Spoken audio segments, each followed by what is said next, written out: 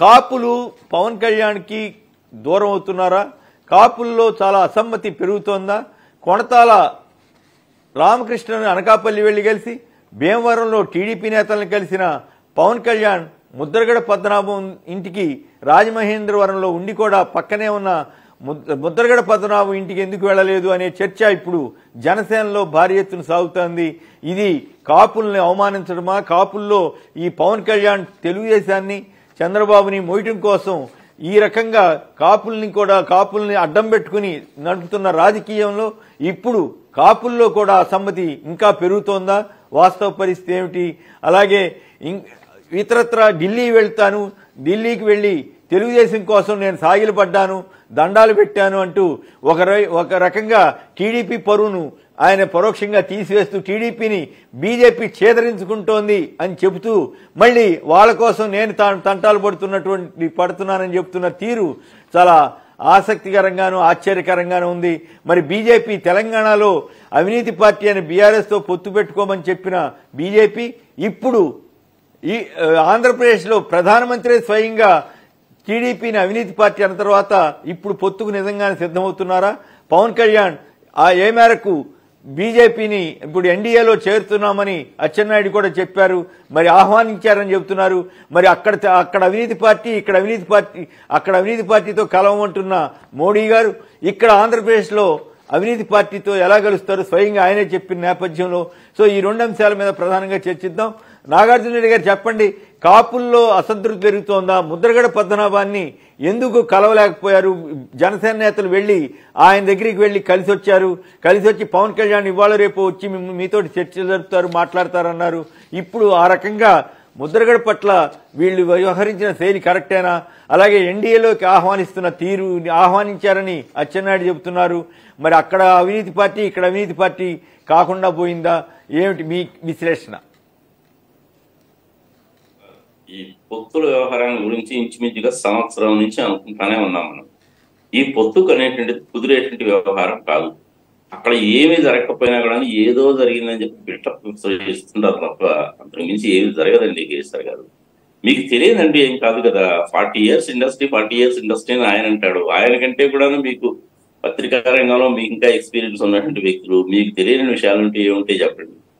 ముద్రగడ గారిని ఆహ్వానిస్తారా లేదా, తీసుకుంటారా లేదా అనేటువంటి వాళ్ళ అంతర్గత విషయం అయినప్పటికీ ప్రతిదానికి వీళ్ళు అనవసరంగా హైప్ చేస్తూ ఉంటారండి. ఎన్డీఏలోకి ఎందుకు రాణిస్తారండి చెప్పండి. లాస్ట్ ఇయర్ బెంగళూరులోనేమో కాంగ్రెస్ వాళ్ళందరూ కలిసి పెట్టుకున్నారు, వాళ్ళు ఆహ్వానం ఇవ్వలేదు. అదే రోజున ఢిల్లీలో ఎన్డీఏ వాళ్ళు పెట్టుకున్నారు, వాళ్ళు ఆహ్వానం పంపించలేదు చంద్రబాబు నాయుడు గారికి. ఇప్పుడేమో ఆయన వెళ్ళి ఎన్డీఏలో జాయిన్ అవుతున్నాడు అంటారు. బీజేపీలో ఉండేటువంటి ఎల్కే అద్వానీ గారు, వాజ్పేయి గారు ఉన్నప్పుడు వ్యవహారం వేరే అండి. కానీ వీళ్ళిద్దరూ అమిత్ షాను మోడీ ఇద్దరు ఒకటి కాదండి. నాకు తెలిసినంత వరకు అమిత్ షా మోడీ ఇద్దరు ఒకటే, వాళ్ళిద్దరు కూడా వేరు కాదు. చంద్రబాబు నాయుడుతో అసలు మాట్లాడడానికే ప్రధానమంత్రి గారు మోడీ గారు ఇష్టపడరు. అందుకని ఆయన ఏం చేశాడంటే మొత్తం కూడా అమిత్ షా నెత్తి మీద పెట్టాడు, దయచేసి నా దగ్గర రాని బాబు అదేదో నువ్వే తేల్చు అని. మొన్న కూడా అర్ధరాత్రి ఏమైంది, చివరికి ఏమీ జరగలేదు కదా. ఏదన్నా చిన్న విషయంగానే జరిగినట్టు కనుక అయినట్లయితే బయటికి వచ్చి ఇంకా మన ఈనాడు రామోజీరావు గారు, ఏబిఆర్ రాధాకృష్ణ గారు, టీవీ5 సాంబశివరావు గారు చేసినటువంటి హడావుడు అంతా ఇంత ఉండదు. ఇక్కడ జరిగిందంటే ఏం లేవు. ఆయారాం లాగా పోయాడు, వచ్చాడు ఆయన చంద్రబాబు నాయుడు గారు అంతే. నాకు తెలిసినంత వరకు బీజేపీ వాళ్ళు పొత్తుకు ఒప్పుకోరండి. గతంలో జరిగిన అనుభవాలు అట్లాంటి. 27వ తారీఖు ఆగస్టు 2003 దగ్గర నుంచి మీరు అచ్చెన్నాయుడు కాదుగా ఇప్పుడు కాదు నాగార్జున రెడ్డి గారు, చంద్రబాబు గారు వెళ్ళేమో అమిత్ షా గారిని కలిశారు. పవన్ కళ్యాణ్ గారేమో నేను పొత్తు కుదిర్చేశాను, నేను చాలా చివాట్లు తిన్నాను, ఈ టీడీపీతో దిక్కుమాల టీడీపీతో మాకెందుకని బీజేపీ వాళ్ళు అంటున్నప్పటికి కూడా నేనే బతిమిలాడాను, దండాలు పెట్టాను, దశకాలు పెట్టాను అని ఆయన చెబుతున్నాడు కదా. నలిగిపోయాను నేను అంటే ఏమిటి? టీడీపీ అంత పనికిమాలిన పార్టీ అని బీజేపీ భావిస్తోంది. అయినప్పటికి కూడా నేను బతిమిలాడి బాములాడి దండాలు పెట్టి నేను కలుపుతున్నానని చెప్పడం ద్వారా టీడీపీ విలువను పవన్ కళ్యాణ్ పెంచినట్లా, లేదా బీజేపీ వాళ్ళు ఛేదరించుకుంటున్నా కూడా కలవటానికి టీడీపీ వాళ్ళు ఎందుకు ఆత్రపడుతున్నారు? గతిలాగా ఆత్రపడుతున్నారు అంతే, అంతకంటే ఏం లేదు. చంద్రబాబు నాయుడు గారు ఏంటంటే పదవి కోసం ఎంత నిత్యమైన పనులు చేయడానికైనా సిద్ధపడతాడండి ఆయన. కాంగ్రెస్ తోటైనా కలుస్తాడు, ఎవరితోటైనా కలుస్తాడు, అందరితోటి కలుస్తాడు ఆయన. బీజేపీ వాళ్ళతో ఎందుకు తాపత్రయపడుతున్నాడంటే ఆయన కూడా కేసులు ఉన్నాయిగా 371 కోట్లు 17A, చాలా సీరియస్ థింగ్, అది సామాన్యమైన విషయం కాదు. 17A అనేటువంటిది ఇట్లాంటి కూడా రక్షించడానికి కాదు సార్ పెట్టింది. అది 409 కింద అడ్డంగా దొరికిపోయాడు మనిషి. దానికోసం అని చెప్పి అమిత్ షా దగ్గరికి అదే పనికి 1-4 సార్లు పోవడానికి ట్రై చేస్తాడు. ఆయన పవన్ కళ్యాణ్ గారికి ఏం అవసరం అండి? కాపు సామాజిక వర్గం ఉంటాడు. ఇంత చేటు ప్రత్యేకంగా ఈ కులం వాళ్ళని తీసుకురావడం అనేటువంటిది ఫస్ట్ టైం. ఇది ఈయన ఈ పవన్ కళ్యాణ్ రాజకీయాల్లోకి వచ్చిన తర్వాత జరిగింది సార్. ఇంతకుముందు ఎప్పుడు లేదు. ఈ చోట కూడా ఉంటుంది దాని ప్రస్తావన కాస్త వస్తా కానీ ఈయన మరీ బరి తెగించి మాట్లాడడం మొదలుపెట్టాడు దాని గురించి.